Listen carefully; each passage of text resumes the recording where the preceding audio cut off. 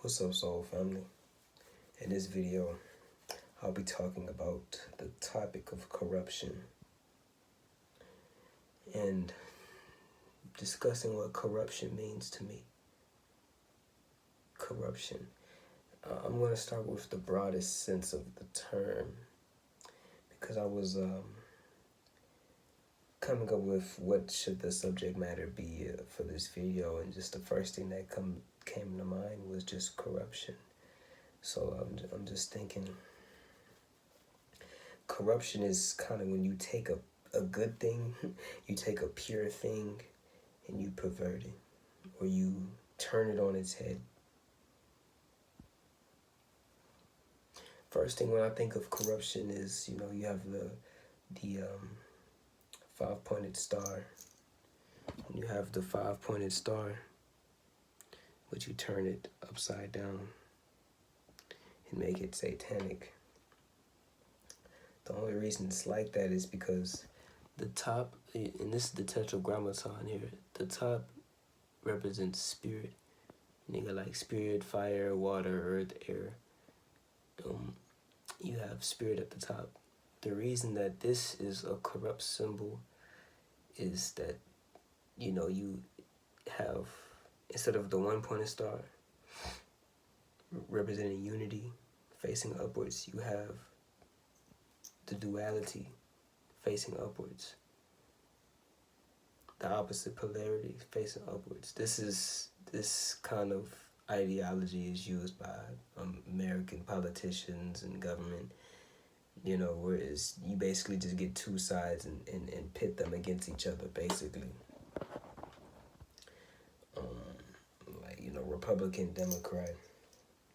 That's kind of a corrupt means of it's only corrupt because originally the founders of America never intended for there just to be two primary parties. But it got corrupt, it got turned on its motherfucking head. What was, once pure was once, because even when it's just one, even thinking, in terms of this, I hope you understand what I'm saying. Like, when you thinking like this, is one-pointed, right? It's just, your intentions are pure. You just have one intention on your heart, you have one intention on your mind. But when it's like this, it's like, your consciousness is fractured, it's split. You know what I'm saying? Like, you got, I'm gonna just place my phone right here, fuck it. You got your mind, you got one eye looking this way and one eye looking that way. You know what I'm saying?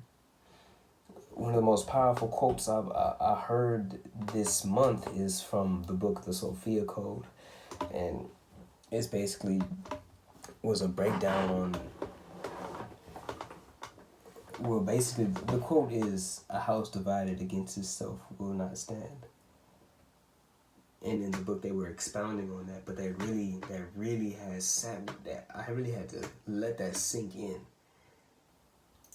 A house divided against itself will not stand.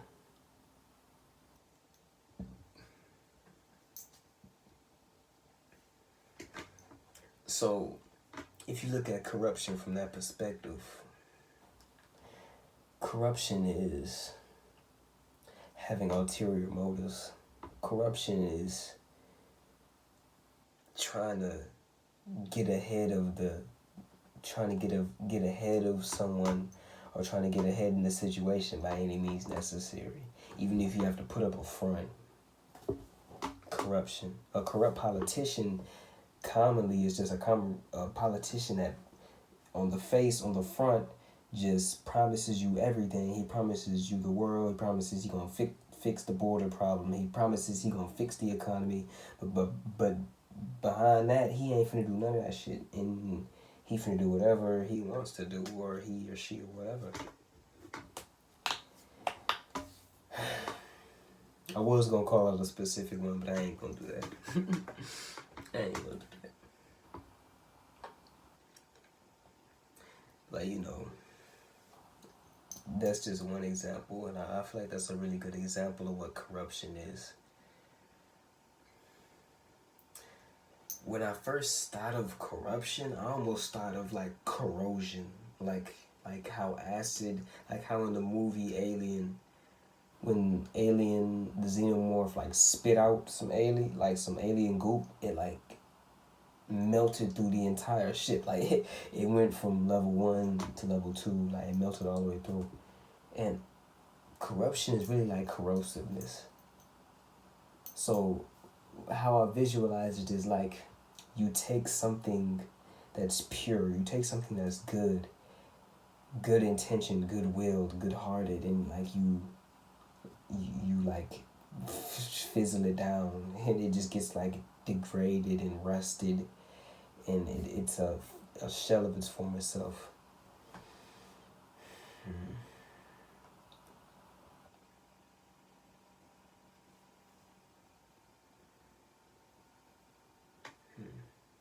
So like in the process of purifying gold, you're actually not doing anything. Purifying gold isn't actually like meddling with any of the gold. It's extracting what isn't gold from the gold. You're basically just separating the materials. Like if you had sand and you had like metal like shell casings or metal beads, you could just, purifying is basically you getting a magnet and sucking all of the metal pieces out, and now you just have a clump of sand. So corruption is kind of like the opposite of that. It's just like you have something pure, you have your clump of sand, and then like corruption, I don't know, corruption seems more like it isn't like an instant thing. Like corruption is like how I'm kind of feeling it right now, like intuitively, it's like it's a slow death. Oh, my phone, I gotta I left my charger upstairs, so I'm gonna wrap this video up soon. But corruption is like you have these evil metal shell, you have these evil metal beads, right, that like look like sand, but it's slowly seeping into what was once pure, and it's, you know what I'm saying, and it still has its, but it's still masquerading as if it has its original luster. First thing that came to mind is like fool's gold. Yeah, it looks like gold, but it's really something completely different. Corruption implies that, to me at least, that at one point something was pure, but then it not de-evolved, but degraded over time. Corruption to me seems like a slow process, like the process of like the spoon rusting in the rain. Corruption. So I'm going to tie this back into personal development by saying, don't let corruptive thoughts destroy a good thing.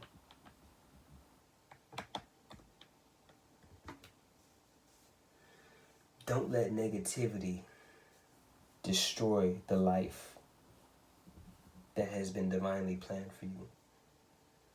Don't let negativity seep in and destroy what was good. Destroy your trajectory for your highest good. Negativity can never destroy, because if we're speaking specifically of like divine life purpose, it could never destroy your path. Negativity, think of it like this: positivity attracts, negativity repels. So like if you have like your goal right here, let's say an abstract goal you want to reach, like it's a big one, right? You want to run a mile in 4 minutes, say, or some shit like that. While you're running, a negative thought. Well, no, that's not a good example. I want to think more abstractly. You have a goal of $1 million you want to reach, right? like you're going towards that goal, but if you think negatively, it kind of like dips. Like your progress is kind of like slowed. You're creating more distance between you and that goal, because the more positive you are towards that goal, the quicker you are like propelled towards it. Negative, you're kind of repelling it. You're thinking, I don't know if I could do that. That's negative. That's negativity towards your goal. It's instantly like, it's you basically pushing yourself back. If it's your heart desire, if it's your destiny, you're going to reach it. It's just how proficient are you? How proficient are you going to be in getting towards that goal and getting towards the next one and getting and expanding and evolving basically.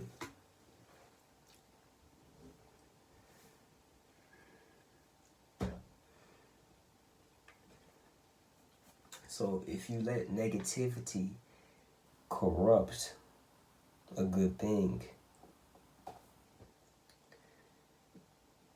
it can never lead. It can never lead to prosperity. It can never lead to anything good.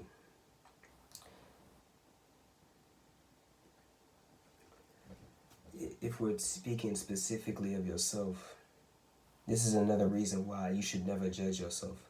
Why you should always have love for yourself. Because in the analogy of the sand and the metal beads, right? The metal sand and the real sand.